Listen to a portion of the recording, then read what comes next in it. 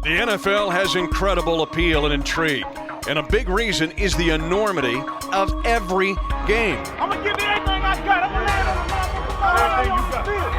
And then there's the December division games. Hey, it's a showdown. You feel me? One of the oldest rivalries in the game. And we gonna show you how to make black turn red. For the Kansas City Chiefs, there's always been something special about Raider Week. From the early days of the franchise with Lamar Hunt to quarterback Glenn Dawson, later to Marty Schottenheimer, the Raiders have always served as the team's biggest rival. The 2015 brought a new chapter to the rivalry. Marcus Peters, the standout rookie of the Chiefs, actually hailed from Oakland. So with the Chiefs riding a 5-game winning streak, Peters entered the black hole donning the red and gold for the first time. It was clear to anyone watching Marcus Peters throughout the pregame festivities in Oakland that the young Chiefs corner was determined to make an impression in front of his hometown crowd.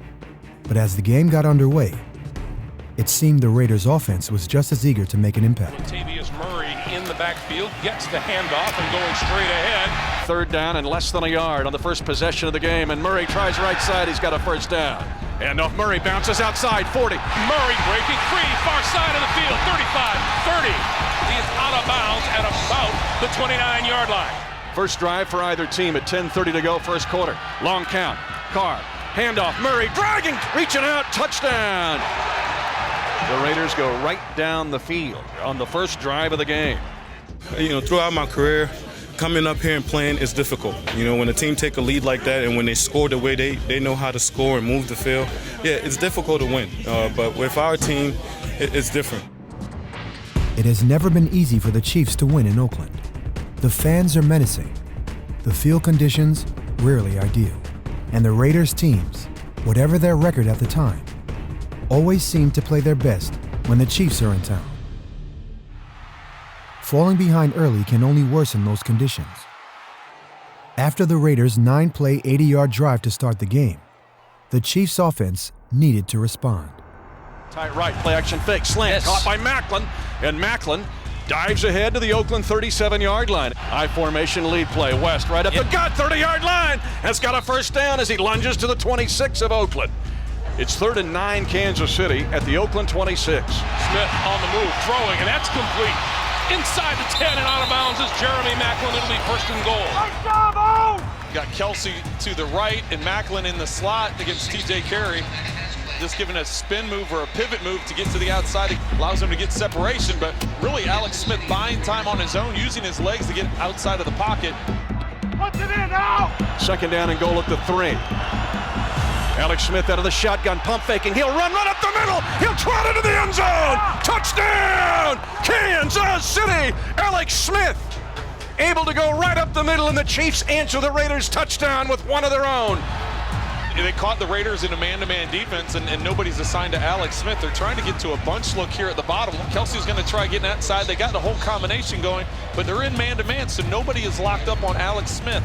We've been talking about this guy from the very first game he started this year, that he's been able to use his legs as a weapon. Yeah, this was a good one. You expect it when two good teams are playing each other. I mean, listen, they've been in every game here. This is a good football team. So we knew it was going to be a battle for 4 quarters and kind of prep it that way and come in mentally prepared for that. After surrendering 80 yards and 7 points to start the game, the Chiefs clamped down on the Raiders' offense for the rest of the first half, holding them to an average of just 13 yards over their next 5 drives. But the Chiefs' offense, saddled with poor field position throughout the half, struggled to take advantage. 15, 20, 25, and slides up to the 28-yard line. Just as it seemed they were ready to break through before halftime, a costly mistake changed the scope of the entire game. Comes a blitz. Alex Smith throws right. Kelsey wide open. 40, 35, hesitation move. Cuts back left. Inside the 25-yard line, lost the football. This is Woodson. Woodson back down the sideline to about the 35. So the Chiefs haven't had a turnover since the Minnesota game, their last loss. You know, it felt like that opening drive. We marched right down and felt really good about it, and then we got backed up there a couple, you know, seemed like 3 drives, and then the two fumbles. Felt like we kind of self-inflicted. And a 40-yard fumble return has given Oakland this opportunity. Carr throwing for the end zone. Touchdown, Michael Crabtree. Carr sandwiches a throw in between two Chiefs defenders, and Oakland takes the lead at 13 seconds remaining in the second quarter. Many consider Derek Carr to be one of the most exciting young quarterback prospects in the NFL, and he showed why here. The Chiefs had 6 defensive backs in coverage on the play. Cornerback Sean Smith had Michael Crabtree blanketed to the outside, and Eric Berry covered the middle of the field. That left Carr with a minuscule target at which to aim his throw. After his release, the ball traveled more than 30 yards in 1.3 seconds, with an average velocity of more than 50 miles per hour, hitting the target right on the bullseye. If the pass had been a little slower or less accurate, it likely would have been intercepted. But it was perfect, and the Chiefs suddenly found themselves in a heap of trouble going into the half.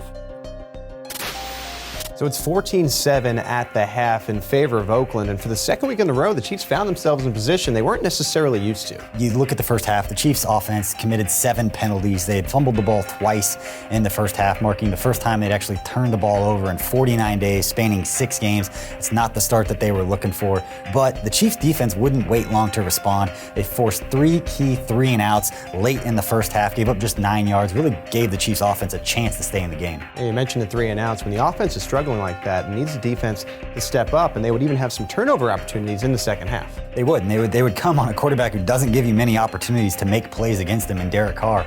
But we spoke all week going into this game about Marcus Peters, who grew up less than 10 miles away from the stadium in Oakland, and Tyvon Branch, the veteran safety who had spent the first 7 years of his career in Oakland, and just how much they were looking forward to getting out there and making plays for the Chiefs defense, continue this winning streak. And we saw in the second half they would have some opportunities to make some plays.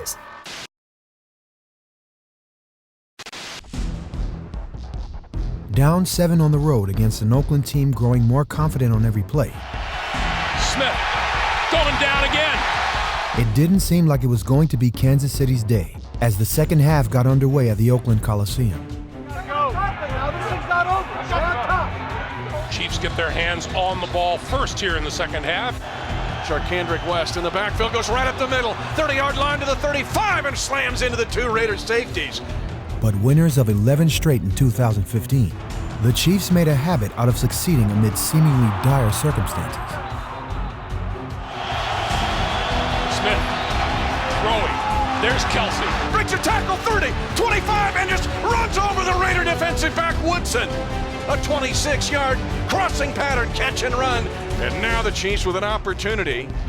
Wilson comes in motion. Ware, handoff, goes into the, plows into the line, breaks a tackle, touchdown! Kansas City! Spencer Ware, 230 pounds of power, runs over Nate Allen, and the Chiefs can tie the game.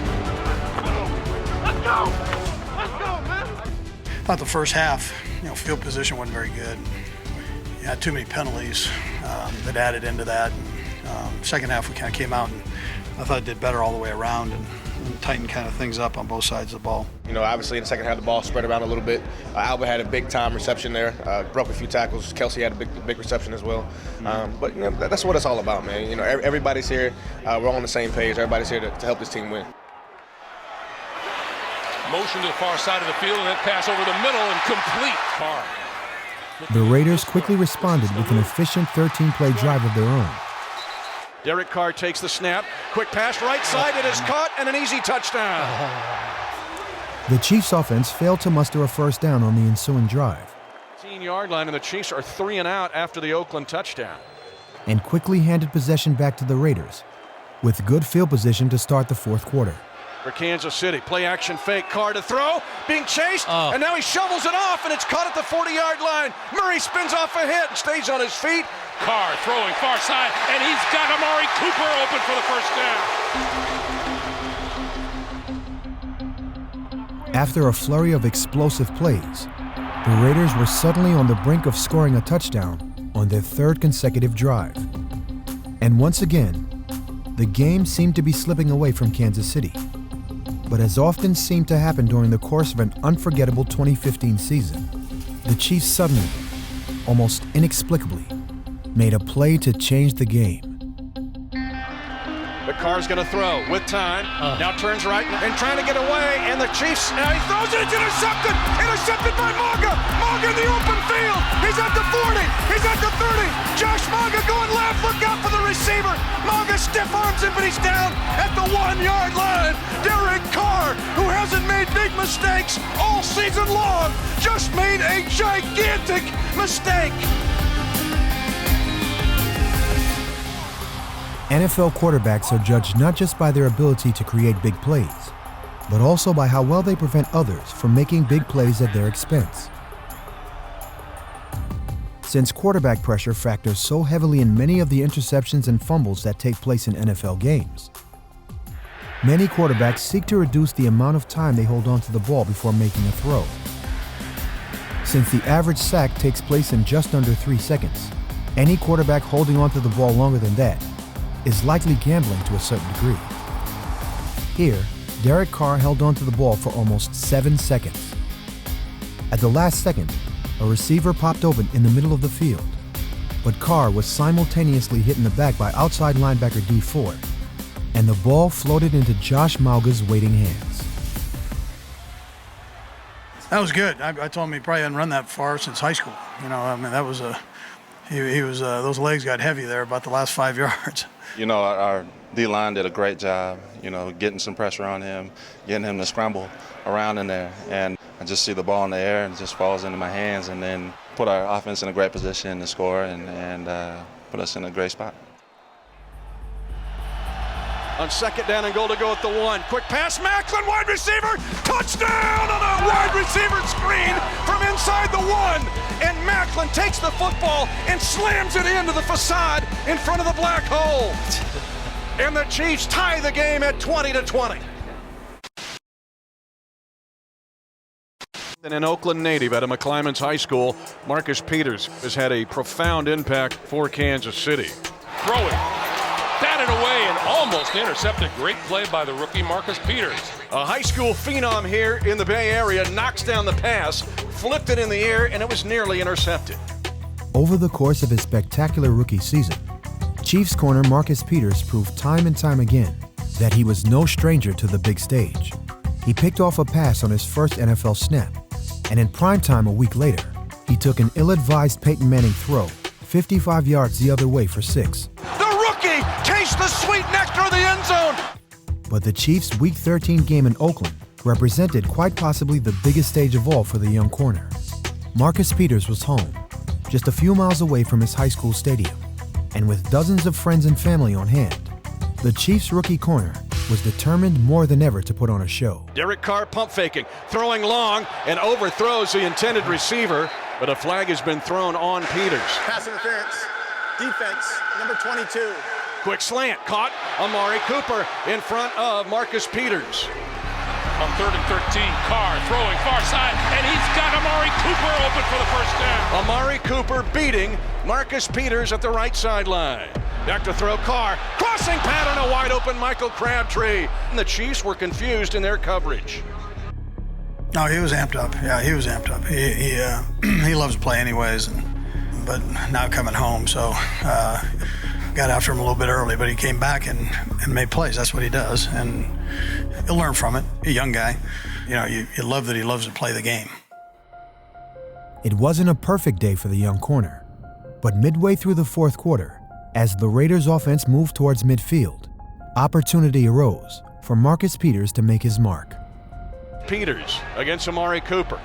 Two backs back with Carr. Carr to throw, under pressure, floats a pass. It's going to be intercepted by Peters in the left flat. He's at the 45, at the 50, the Oakland native, 40, 35, still on his feet, down to the 20, and all the way down to the Raider 15-yard line.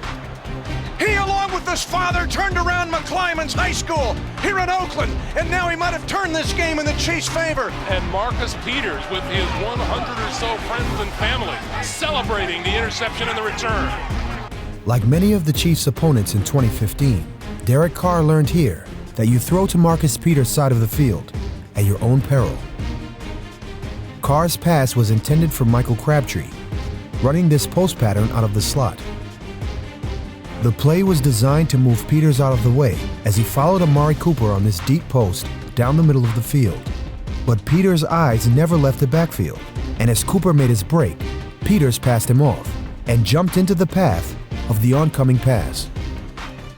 When Crabtree tripped, Peters was left in perfect position to make the uncontested interception. Man, it started off rough, man. My emotions was playing with me, man. Like, I can't stop moving right now. My legs are just shaking, man. It's the life of a cornerback, man. Sometimes we're going to get beat, man. And, you know, all it takes is for the short-term memory and to come back and just keep playing the next play mentality. He talks about making a big play all the time. We actually bet on who's going to make the play in these kind of moments. Better Gatorade, I give it. You know, we do it in practice all the time. You know, everybody in the secondary, we all bet to make those plays. So, you know, that kind of competitiveness is definitely there, and it translates to the games. 2nd and 10. Charkandrick West, play action fake. Now it goes right side to Macklin between 2 defenders. 10-5, touchdown! Kansas City, touchdown, Jeremy Macklin on back-to-back offensive possessions, fueled by back-to-back big-time picks. Great call on that play. And the Chiefs take a 26-20 lead. Proud of the team to come out on the winning side of that. It's a tribute to our guys. Listen, we're just creeping over 500, and so we got a few games left here. We got to keep pressing.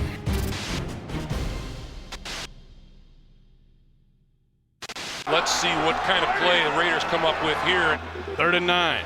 2 backs with Carr. In the pocket. Oh. Now fires it late. The pass is going to be intercepted off a tip. Intercepted by Kansas City. Picked off by Tyvon Branch, the ex-Raider. To the end zone. Yes, touchdown. A 3rd interception for Kansas City. One has been by an Oakland native, and now another one by a former Oakland Raider, Tyvon Branch. And this is over. 21 fourth quarter points. That's putting the hammer down, folks, with 3 interceptions.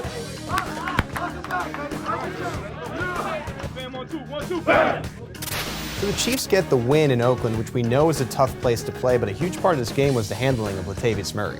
Latavius Murray had just 7 carries for 18 yards in the second half, put him in a lot of throwing situations, and the Chiefs' defensive backs were able to capitalize. Yeah, defensive backs, including Marcus Peters, who had another great game, and that came in front of Oakland, which is his hometown crowd. So awesome to see that for Peters in this day. As we saw it in the post-game interview, everything that this game meant to him, the passion that he had for playing in front of his home crowd, had a lot of family and friends there. Tyvon Branch's interception really sealed the game, but the one that really changed the game was Josh Malthus, because at the time the Chiefs were trailing. It was early in the fourth quarter. It set up one of Jeremy Macklin's 2 fourth-quarter touchdowns, and that ultimately is what led the Chiefs to picking up the win and sweeping the division for the first time in more than 20 years. Yeah, their 6th win in a row. It came against the Raiders. The next week would be another AFC West opponent in the Chargers. We'll have to wait next week for that on Chiefs Replay.